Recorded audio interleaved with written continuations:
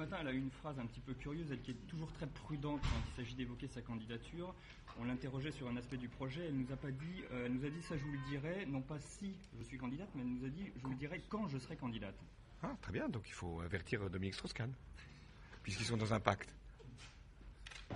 Non, Martine Aubry a semblé faire un pas supplémentaire vers la candidature aujourd'hui. Non, mais attendez, on vient de faire c'est le Parti Socialiste qui a fait un pas vers, je l'espère, la victoire en 2012 avec un projet qui va rompre radicalement avec le visage déprimé et dépressif de la France d'aujourd'hui et du pouvoir d'aujourd'hui. Voilà.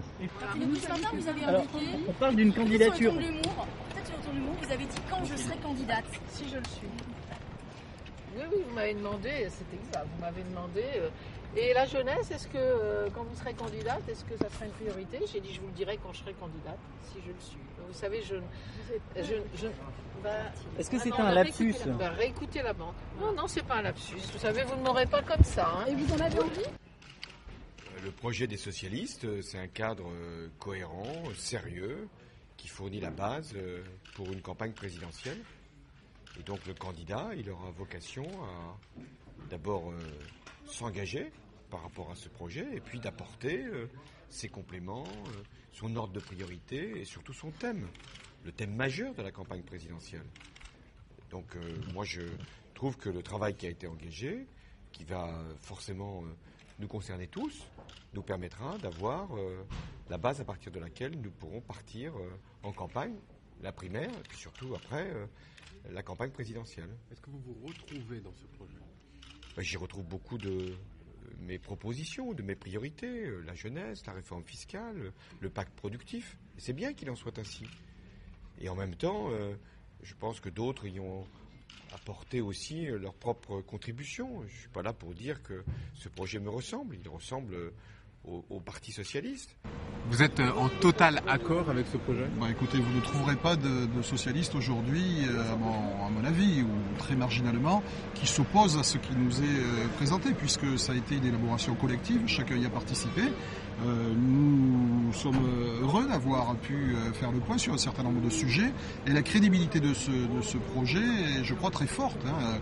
Nous voulons réduire l'endettement et en même temps relancer la croissance de façon à dégager des marges de manœuvre, parce que le but, c'est quand même de permettre aux Françaises et aux Français d'espérer dans l'avenir. Écoutez, moi je l'ai découvert dans la presse, hein, comme tout le monde. Bon, c'est pas les grandes élaborations collectives qu'on a pu connaître par le passé. Là, c'est des équipes très particulières qui livrent tout leur talent, donc je vais découvrir quelle est...